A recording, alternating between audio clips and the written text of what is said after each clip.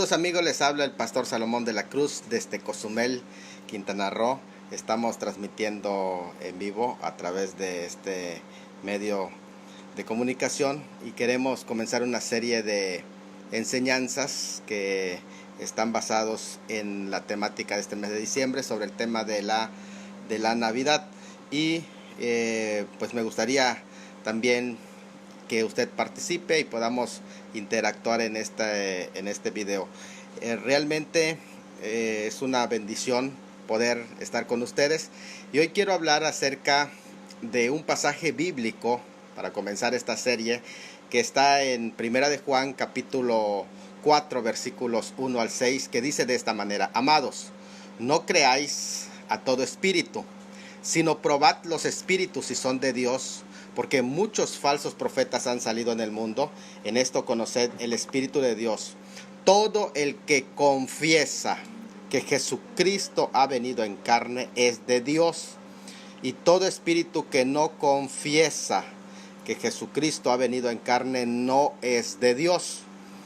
Dice de esta manera: y este es el espíritu del anticristo, el cual vosotros habéis oído que viene y que ahora ya está en el mundo. Hijitos, vosotros sois hijos de Dios y habéis vencido, porque mayor es el que está con vosotros que el que está en el mundo.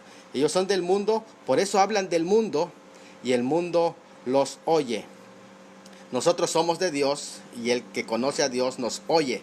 El que no es de Dios no nos oye, y en esto conocen el espíritu de verdad y el espíritu de error. Bueno, pues les mandamos un saludo a todos los amigos que nos están mirando. En esta ocasión estamos hablando de mi confesión de Navidad. Miren, hay dos grupos principales de gente que son detractores o enemigos de la Navidad. En ellos tenemos principalmente al grupo que se le conoce como los gnósticos. La palabra gnóstico viene de gnosis, conocimiento, y estos eran grupos que estaban presentes ya desde el tiempo de Juan. Ellos pretendían tener un conocimiento espiritual más profundo, y estos detractores niegan la Navidad porque niegan la encarnación de Cristo. Es decir, ellos no pueden concebir a un Mesías que esté relacionado con un cuerpo material, pues para ellos la materia es pecaminosa, y según su concepción dualista, en el que lo material y lo espiritual están en contraparte para ellos, o están en conflicto. Luego están el otro grupo que se llama recientemente los agnósticos. Quiere decir que hay detractores que son gnósticos, pero hay detractores que son agnósticos, quienes niegan la posibilidad de cualquier tipo de conocimientos a ciencias ciertas.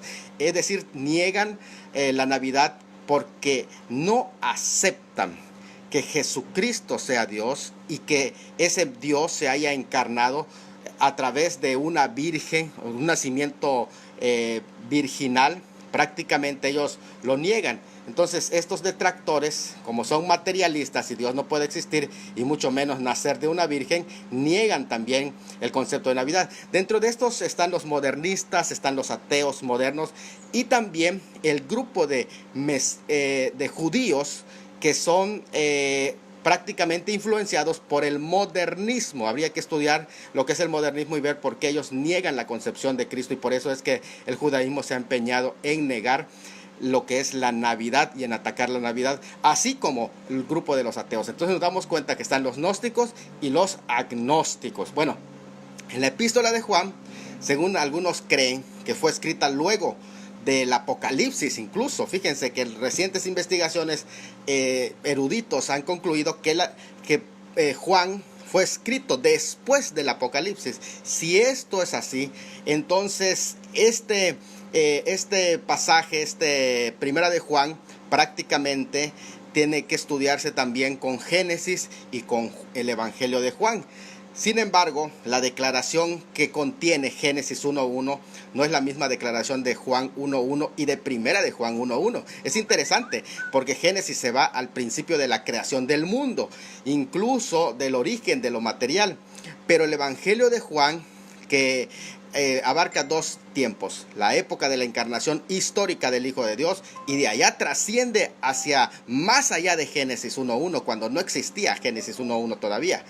Pero Primera de Juan se va al principio de qué, porque él dice lo que era desde el principio. ¿Cuál principio? El principio del testimonio apostólico. ¿Y dónde comienza el principio del testimonio apostólico?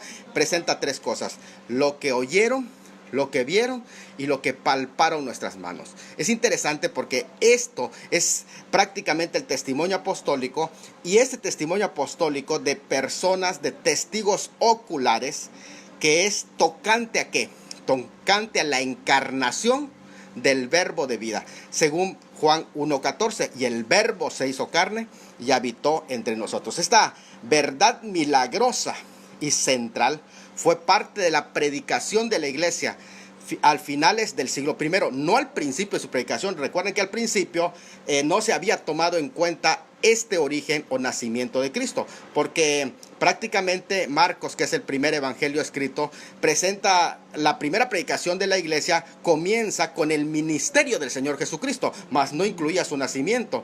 Nos narra prácticamente... Quien nos narra el nacimiento es Mateo, que es el segundo libro que fue escrito, y posteriormente, ya en una investigación más detallada, Lucas, quien también hace prácticamente presentación apologética en su libro de Lucas y la continuación del libro de los Hechos, ¿verdad?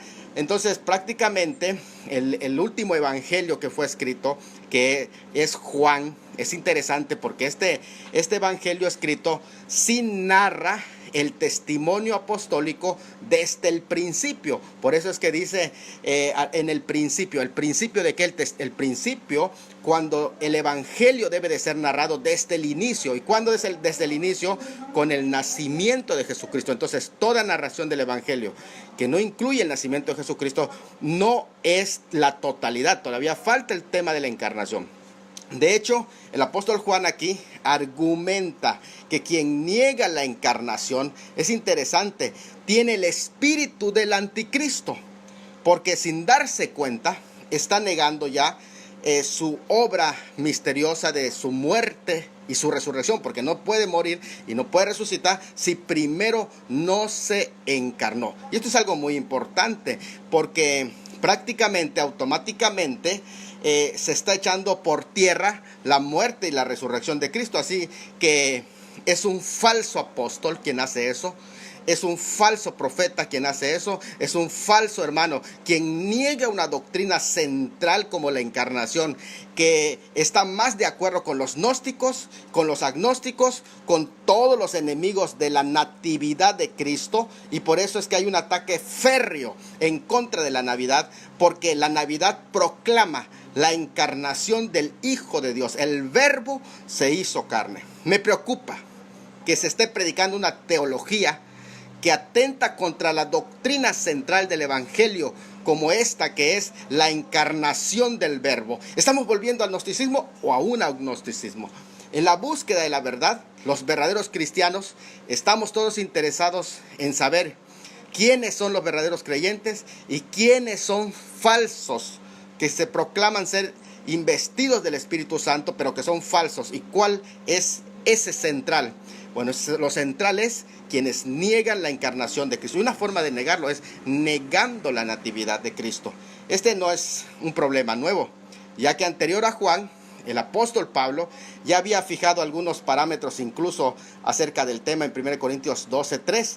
Pero muchos falsos profetas, dice, han salido en el mundo. La expresión falsos profetas anuncia el espíritu del anticristo, tal como la expresión falsos maestros anuncia el espíritu de la apostasía. Vuelvo a reiterar esto: la expresión falsos profetas anuncia el espíritu del anticristo, así como la expresión falsos maestros anuncia el espíritu de la apostasía. Una de las tácticas que se utiliza para echar por los suelos al cristianismo es levantar polémica sobre cuándo nació Jesucristo, porque eso fue uno de los argumentos interesantes que ya los ateos materialistas, ya quienes proclamaban prácticamente un modernismo, habían negado desde el siglo pasado.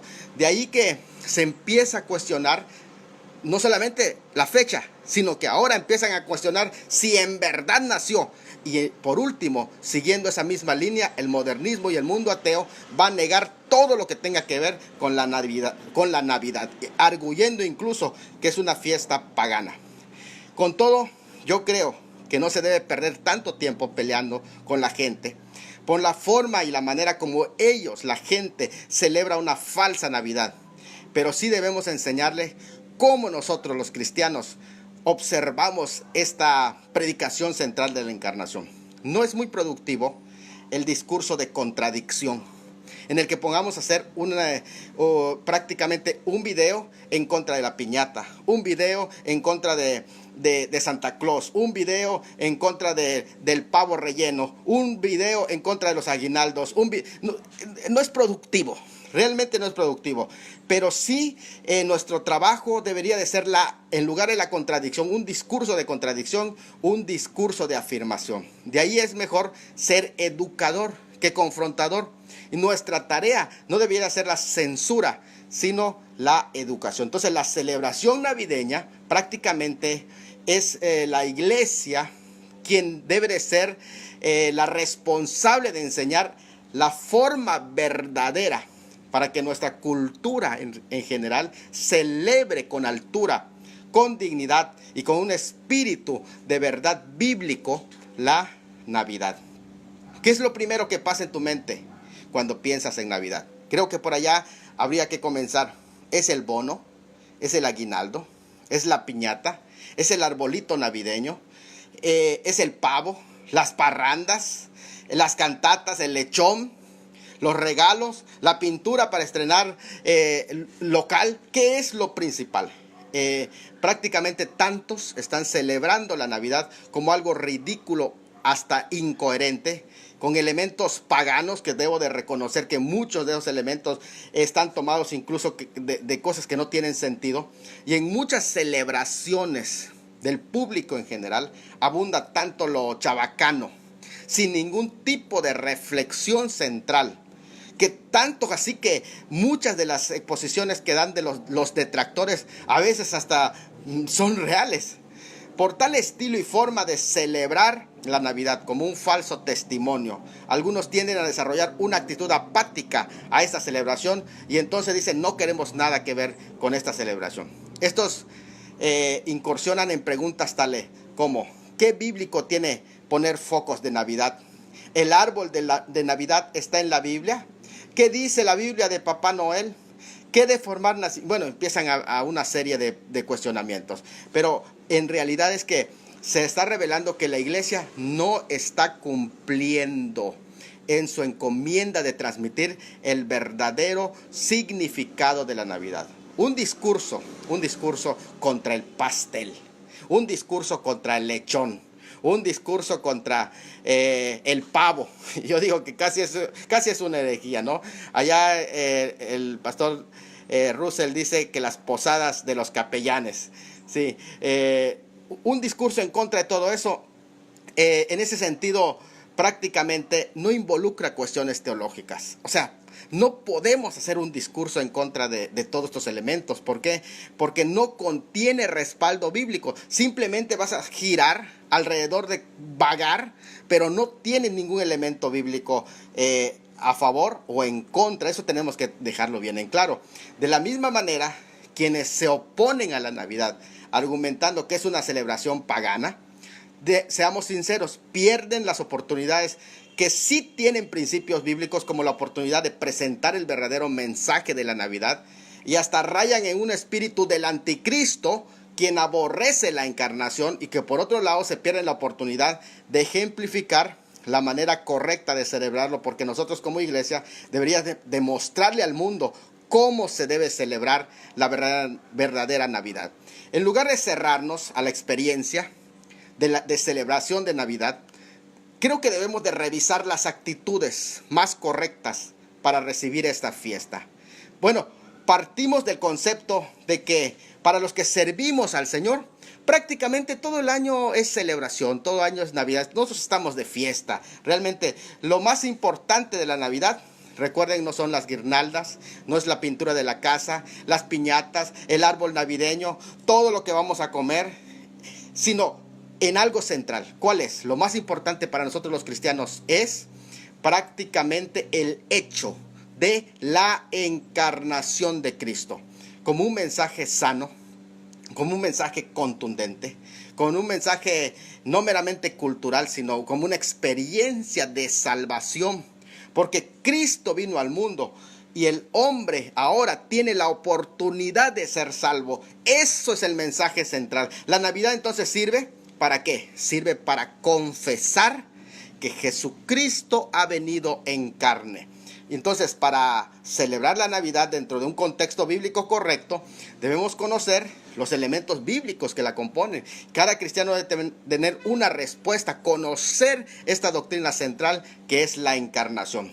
Sí, porque de pronto hay quienes botan el agua de la bañera sucia con todo el niño adentro, pues en su intento de eliminar todos los elementos que no edifican de la Navidad, entonces todo lo rescatable lo desechan por completo y no quieren saber nada que tenga que ver con Navidad. Otros no botan al niño y no botan tampoco el agua sucia. Y entonces se hace una mezcla con todos esos elementos. La razón por la cual absorben en sus celebraciones navideñas elementos claramente paganos incluso.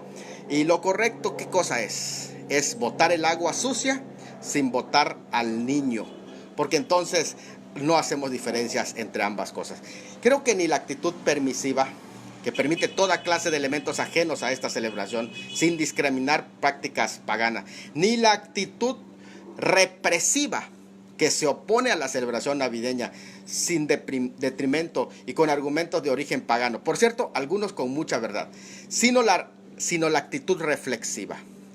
Ni la actitud, ¿qué? Permisiva, ni la actitud represiva, sino la actitud reflexiva, en la que aprovechamos para sacar un día para la celebración de la encarnación de nuestro Señor Jesucristo y su cumpleaños, simbólicamente. Nos gozamos con la anunciación del Salmo 118, 24, que dice: este es el día que hizo Jehová. Creo que allí la hermenéutica nos da amplio espacio para decir que se refiere a la encarnación, porque ese es un día que hubo fiesta hasta en el cielo y todos se gozaron. Fue un día de gloria. Ese es el día que hizo el Señor. Eso no nos impide que se tome el arroz con leche, que rompamos piñata, que comamos el pavo, que cobremos aguinaldo. Pero en vez de decir cosas chabacanas y sin sentido, proclamemos el mensaje central de la salvación. Dios se hizo carne.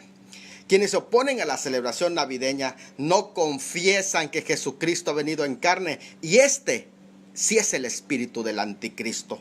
En toda la escritura se enfatiza la encarnación del Hijo de Dios desde el Edén. En Génesis 3:15, cuando se anunció la simiente de la mujer que venía, se estaba anunciando, se estaba proclamando este gran hecho de la encarnación. Dice Juan 8:56, Abraham vio mi día y se alegró. ¿Cuál día vio Abraham y se alegró? ¿Acaso será el día de la crucifixión? Pero más probable sea que haya visto el día del nacimiento, porque nadie se alegra con la muerte, pero todos se alegran cuando hay vida. También David celebró en el Salmo 118, 24, y seguro que estaba hablando no de su muerte, sino de su nacimiento, pues es un día de gran gozo. Además, Isaías mismo, 800 años antes de Cristo, habló de que hijo nos es nacido, hijo nos es dado, y que una virgen concebirá y dará a luz un hijo. En Mateo 16, incluso podemos encontrar a Pedro reconociendo la encarnación. Tú eres el Cristo, el Hijo del Dios viviente, en el que habita la plenitud de la verdad. Entonces, con la encarnación debemos de alegrarnos.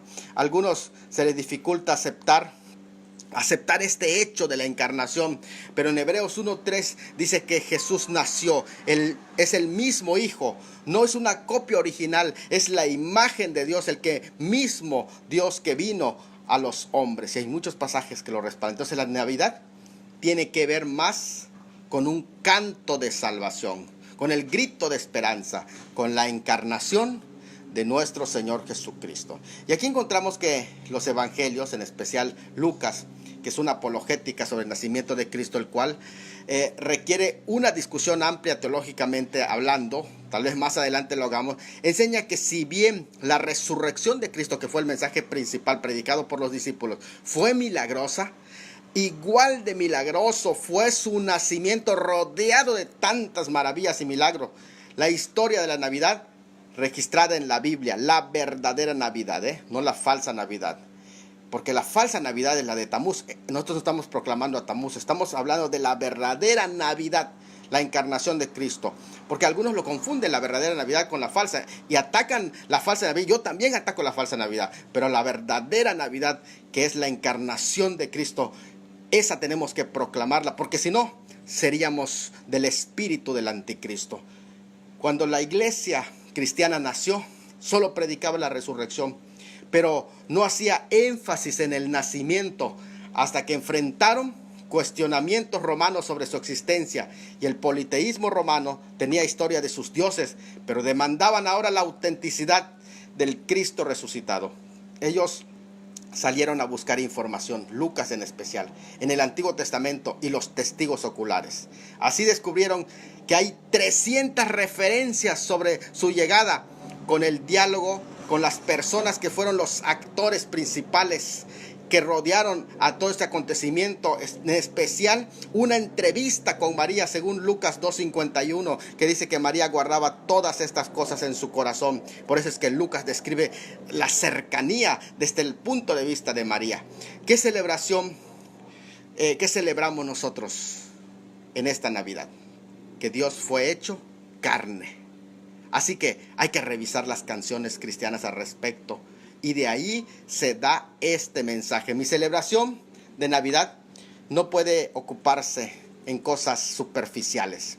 Hay que romper con todos los paradigmas desatinados. No celebremos Navidad como una consecuencia de mirar circunstancias, sean estas económicas, familiares u otras crisis. Lo que más importa en esta no es la fecha exacta. ¿Por qué no sacar una fecha simbólica? Incluso algunos en su acta de nacimiento no tienen la verdadera fecha de su nacimiento, ¿no? No es cuándo lo más importante, sino lo más importante es quién. Lo más importante no es la fecha, lo más importante es que vino. Lo importante no es cuándo nació, sino quién vino a nacer. La esperanza de su nacimiento es que arriba hay un mundo perfecto donde quiere llevarnos primero quien vino a este mundo imperfecto. Entonces en Navidad no nos enfoquemos, amigos, en pequeñeces, sino en lo verdaderamente grande. Por eso, los que somos verdaderamente cristianos, para nosotros todo el año es Navidad, pues celebramos a Emmanuel, Dios con nosotros, pero tampoco tenemos problema en escoger una fecha simbólica para celebrar la encarnación. Sea que vas a hacer tu servicio de gratitud de Navidad el 15, el 16, nosotros tenemos el 16, otros tendrán el 24, otros el 23, otros más el 25, cualquiera, mientras usted predique al Cristo encarnado. Que Dios te bendiga y te mando un abrazo.